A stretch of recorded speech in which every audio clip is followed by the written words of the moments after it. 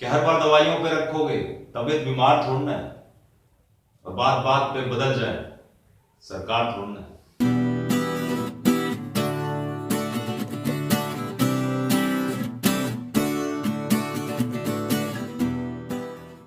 आज कर रहे हैं प्लस 2 बायोलॉजी, जिसमें अपनों ने लास्ट लेक्चर वीडियो में इथाइलिन को कंप्लीट कर लिया था। आज का जो अपना प्लांट ग्रोथ रेगुलेटर या प्लांट हार्मोन है वो है एबी, एब्सिसिक एसिड। और चैप्टर वाइज अगर चैप्टर के हिसाब से देखें तो ये अपना last plant hormone abscisic acid, और ये वन एंड ओनली ऐसा हार्मोन है जो प्लांट के ऊपर नेगेटिव इंपैक्ट ही डालता है। और कहीं ना कहीं वो नेगेटिव इंपैक्ट भी जरूरी है, क्योंकि जब पुराना जाएगा नहीं तो नया आएगा कैसे। प्लांट के अंदर जितनी भी नेगेटिव एक्टिविटी चलती है उसके पीछे एबीए का ही हाथ होता है, चाहे वो एब्सिशन ले लो, चाहे डोरमेंसी ले लो, चाहे सेनेसेंस या फिर एजिंग ले लो। आज इसको अपने कंप्लीट करेंगे। पॉइंट्स रहेंगे डिस्कवरी, उसके बाद केमिकल नेचर और उसके बाद इफेक्ट्स। तो सबसे पहले अपने बात करते हैं डिस्कवरी की। डिस्कवरी में सबसे पहले एडिकोट आए और उसके बाद बेरिंग आए। एडिकोट ने इसको कॉटन प्लांट में से एक्सट्रैक्ट किया और इसको नाम दिया एब्सिशन, एडिकोट ने। और डिस्कवरी का जो क्रेडिट है, श्रेय है, वो भी एडिकोट को ही जाता है। दूसरे आए थे बेरिंग, जिन्होंने इसको एस्टर प्लांट में से एक्सट्रैक्ट करके इसका नाम दिया डोरमिन। डोरमिन नाम किसने दिया? बेरिंग ने। मैं बात करेंगे किसकी? एडिकोट।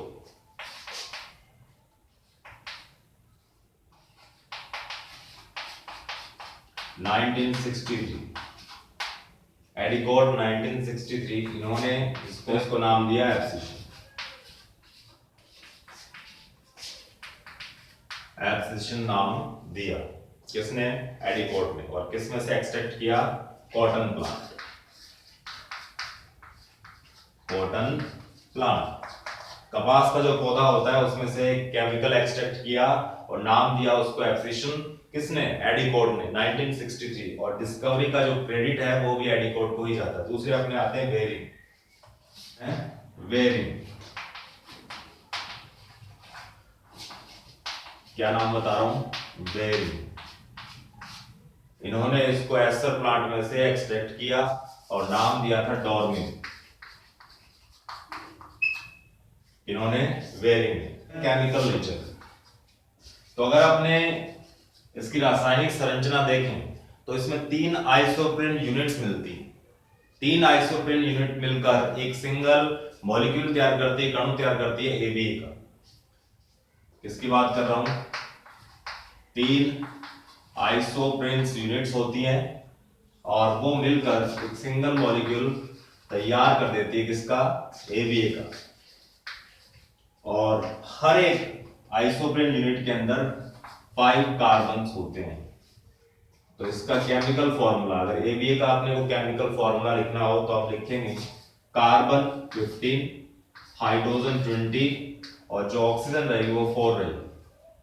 और इसका एक सिग्निफिकेशन क्या होता है, पहचान योग्य लक्षण क्या होगा कि इसके अंदर एक कार्बोक्सिलिक एसिड ग्रुप जरूर ऐड होगा, क्योंकि नाम से पता लग रहा है ये एसिड है। केमिकल नेचर के अंदर एक कार्बोक्सिलिक एसिड ग्रुप अपने को दिखाई देगा। तो ये है C15H20O4। कार्बन 15 है, हाइड्रोजन 20 है और ऑक्सीजन 4 है, और इसमें एक कार्बोक्सिलिक एसिड ग्रुप जरूर ऐड होगा।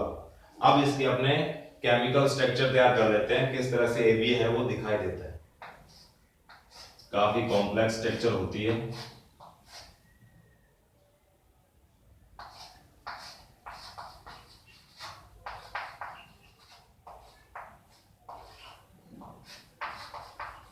जिस तरह से अपने को इसकी केमिकल स्ट्रक्चर दिखाई देती है, जिसके अंदर एक COH ग्रुप जरूर ऐड करना होगा, क्योंकि एब्सिसिक एसिड है तो एसिड में एसिडिक ग्रुप जरूर मेंशन करना है। इस तरह से आपको एक केमिकल स्ट्रक्चर बनानी है और इसको लर्न करना है। इसमें ऑक्सीजन भी है, और ऑक्सीजन कितनी दे रखी है? 4। काउंट करेंगे तो 1 2 3 4। कार्बन है वो 15 है, आप काउंट करके देख सकते हैं। हाइड्रोजन इसमें 20 मिलेंगे आपको, और एक एसिडिक ग्रुप जो वहां लगा रखा है वो जरूर दिखाई देगा। अपने लास्ट अपना बिंदु रह गया वो है इफेक्ट्स। किस तरह से फिजियोलॉजिकल इफेक्ट्स डाले जाते हैं by the abscisic acids on plants. जो एब्सिसिक एसिड है वो किस तरह से प्लांट के ऊपर फिजियोलॉजिकल कार्यकीय प्रभाव छोड़ता है। तो वो सबसे पहले मैं आपको 3 मेजर जो इम्पैक्ट डालता है वो मैं लिख देता हूं। वो है डोरमेंसी पे अपने चर्चा करेंगे, उसके बाद अपने चर्चा करेंगे किस पे, एब्सिशन के ऊपर, और तीसरा अपना पॉइंट रहेगा, बिंदु रहेगा, वो कौन सा होगा, सेनेसेंस, या फिर जिसको अपने एजिंग कह सकते हैं। हिंदी में बात करें डोरमेंसी मींस, डोरमेंसी क्या हो जाएगा, सुप्तावस्था या प्रसुप्तावस्था। रेस्टिंग पीरियड होता है जिसमें प्लांट कोई ग्रोथ शो नहीं करता, और अपने चैप्टर के अंदर सीड डोरमेंसी दे रखा है। और दूसरा कौन सा, एब्सिशन, जिसको अपने बोलते हैं विल्गन, डिटैचमेंट, पतझड़ होना, फूल पत्ते सब झड़ रहे हैं, तो वो क्या है, एब्सिशन या विल्गन। और तीसरा कौन सा, सेनेसेंस, एजिंग या फिर जीर्णता, बुढ़ापा आना। जिस तरह से पत्तियां पीली पड़ती हैं उसके बाद वो ड्रॉप ऑफ हो जाती हैं, तो पत्तियों का पीला पड़ना, येलोइंग ऑफ लीफ क्या होगा, जीर्णता या एजिंग या सेनेसेंस होगा। तो इन तीनों को ये बढ़ावा देता है, इंड्यूस करता है। अगर डोरमेंसी की बात करें, सुप्तावस्था की बात करें, प्रसुप्तावस्था की बात करें, तो अपने ऑक्सिन में पढ़ा था कि जो सीड्स हैं, जो बीज हैं, वो जर्मिनेट होने से रोके जा रहे हैं। किसके द्वारा रोके जा रहे हैं, सीड कोट के ऊपर, जो इसका सीड कोट होता है सीड का, उसके ऊपर 2 मेजर हार्मोन लगे होते हैं। एक तो होता है ऑक्सिन, जो अपने ऑक्सिन में चर्चा कर ली होगी, और दूसरा जो मेजर हार्मोन होता है वो एवीए ही होता है। ये 2 वो हार्मोन हैं जो सीड की डोरमेंसी को बढ़ावा देते हैं या इंड्यूस करते हैं, और बीज को जर्मिनेट होने से, अंकुरित होने से रोकते हैं। तो कह सकते हैं जब तक एबीए और ऑक्सिन लगे हुए हैं सीड कोट के ऊपर, तब तक उनकी डोरमेंसी चलती रहती है, चाहे वो प्राइमरी हो चाहे सेकेंडरी डोरमेंसी हो। उसके बाद अपने बात करते हैं विल्गन, एब्सिशन। नाम से क्या पता लग रहा है, ये एब्सिसिक एसिड है और एब्सिशन को प्रमोट करता है।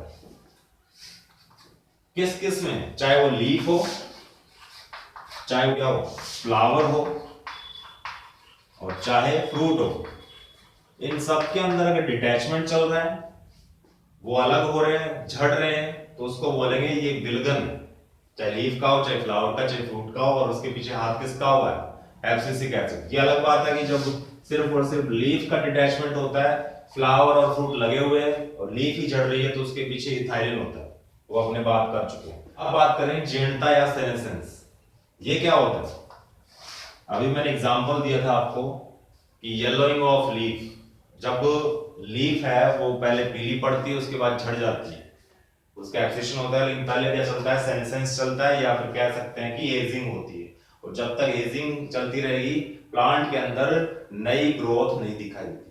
तो ये एजिंग जब चलती है, चाहे वो लीफ में हो, फ्लावर में हो, फ्रूट में हो, तो वो क्या करेंगे, उसके बाद उनकी डेथ कॉज कर देते हैं। पहले जीर्णता आती है, बुढ़ापा आता है, एक तरह से प्लांट के अंदर डीएनए, आरएनए, प्रोटीन और क्लोरोफिल, ये सब डिग्रेड होना स्टार्ट हो जाते हैं, ये सब टूटना स्टार्ट हो जाते हैं, और बनने वाली चीजें बहुत कम हो जाती है।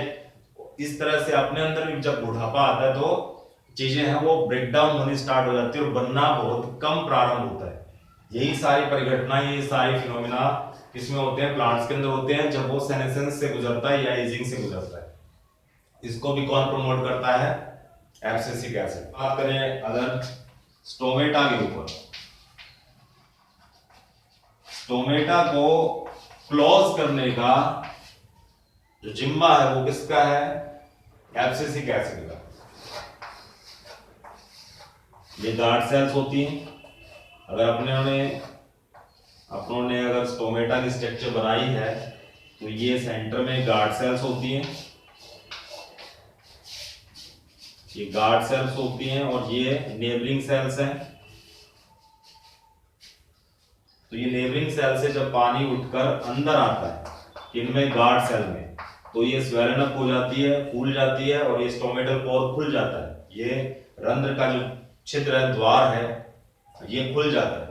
और जब इसमें से पानी वापस क्या ड्रेन आउट हो जाता है, किस तरफ आ जाता है, वापस इन गार्ड सेल से, द्वार कोशिकाओं से निकलकर नेबलिंग सेल या पड़ोसी कोशिकाओं में वापस चला जाता है, तो ये श्रिंक हो जाती है। श्रिंक होने से क्या होगा, ये स्टोमेटल पोर या रंध्रीय जो छिद्र है वो बंद हो जाता है। ये सब काम कौन करवाता है? जब ABA बनता है, कौन बनेगा? ये सब काम कब शुरू होते हैं? जब प्लांट की इन गार्ड सेल्स के अंदर, स्टोमेटा की गार्ड सेल्स के अंदर क्या बनना स्टार्ट हो जाता है? ABA का फॉर्मेशन स्टार्ट हो जाता है, तो वो पानी को बाहर फेंक देता है, इन नेबरिंग सेल, पड़ोसी सेल्स में फेंक देता है, तो ये श्रिंक हो जाती है। श्रिंक होने के बाद ये क्लोज हो जाते हैं, यही बात है। तो क्लोज होने से क्या होगा? दो फिनोमिना, दो ऐसी परिघटनाएं हैं जो कम हो जाती है। एक तो कौन सी होती है? ट्रांसपिरेशन, वाष्पोत्सर्जन जिसको कहते हैं, पानी भाप बनकर उठता है, और जब स्टोमेटा ही नहीं खुलेंगे तो लीफ से पानी भाप बनकर नहीं उठेगा, तो कहेंगे ट्रांसपिरेशन, या फिर वाष्पोत्सर्जन है वो 56% तक डाउन हो जाता है, अप टू 56%, 56% तक कमी देखी गई है किसमें? ट्रांसपिरेशन के रेट में। और जब ट्रांसपिरेशन और उसके साथ में एक और रिलेट करने वाले जो मेजर परिघटना है वो है फोटोसिंथेसिस, प्रकाश संश्लेषण। जब स्टोमेटा ही नहीं खोलेंगे तो बाहर से CO2 अंदर कैसे आएगी? जब CO2 अंदर नहीं आएगी तो फोटोसिंथेसिस कैसे स्टार्ट होगा? तो स्टार्ट नहीं होगा, तो ये भी क्या है? 14% तक ये भी ड्रॉप हो जाता है। तो ये काम की चीज थी। क्या काम की चीज थी? कि अगर स्टोमेटा बंद रहेंगे तो उससे दो फिनोमिना है वो प्रभावित होंगे। पहला कौन सा? ट्रांसपिरेशन, वाष्पोत्सर्जन। वाष्पोत्सर्जन जो है वो 56% तक कम हो जाएगा, और जबकि फोटोसिंथेसिस है वो 40% तक डाउन हो जाएगा या ड्रॉप हो जाएगा। तो ये आज अपनों ने कर लिया एब्सिसिक एसिड, और जितनी भी नेगेटिव एक्टिविटी दिखाता है प्लांट वो किसकी वजह से होती है? एब्सिसिक एसिड की वजह से होती है। प्लांट हार्मोन आज अपनों ने कंप्लीट कर लिए। नेक्स्ट लेक्चर वीडियो में अपने स्टार्ट करेंगे ये जो पॉइंट अपनों ने पढ़े हैं, चाहे वो डोरमेंसी हो, चाहे फोटोप्रियोडिज्म हो, चाहे अपनों ने एब्सिशन पढ़ा हो, चाहे अपनों ने सेनेसेंस पढ़ा हो, इनके बारे में अपने डीप नॉलेज लेंगे। तो तब तक के लिए बने रहिए, टिके रहिए एंड इनहेल बायोलॉजी।